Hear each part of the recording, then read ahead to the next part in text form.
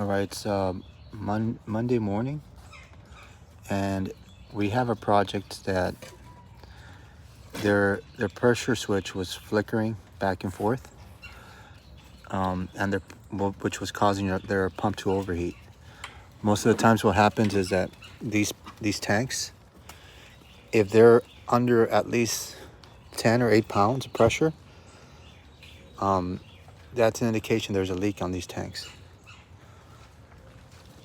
This pressure switch, it's at 3050, so it's supposed to kick on when the switch registers like 30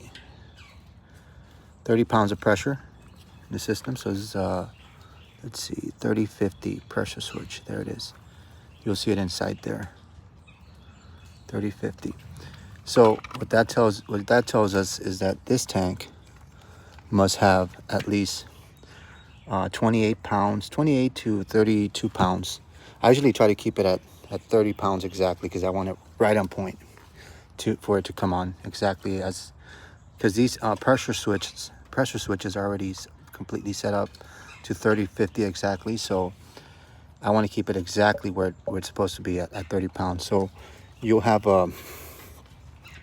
like a air nozzle here, so you can put like air for like a bike, and all you do is get your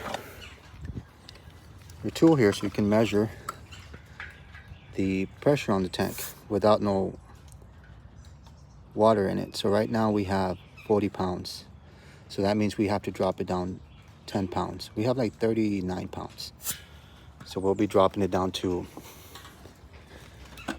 30 pounds of pressure. Once we drop the 30 pounds of pressure, this every time the pump hits 50 pounds of pressure, it'll shut off. So it hits 50 pounds of pressure. Here's your pressure gauge. So every time it hits 50 pounds of pressure, it'll shut off. And every time it starts going down, when they turn on the faucet in the home or a sink or whatever they decide to turn on out there, the pressure will drop, because the water will be drawn out from the tank and will be drawn out of the tank, and will be going into the house. And once the pressure drops down to like 30 pounds, it'll activate the pump, so we can refill the pressure tank. But this is a pretty straightforward project, and we should have it done in 30 minutes.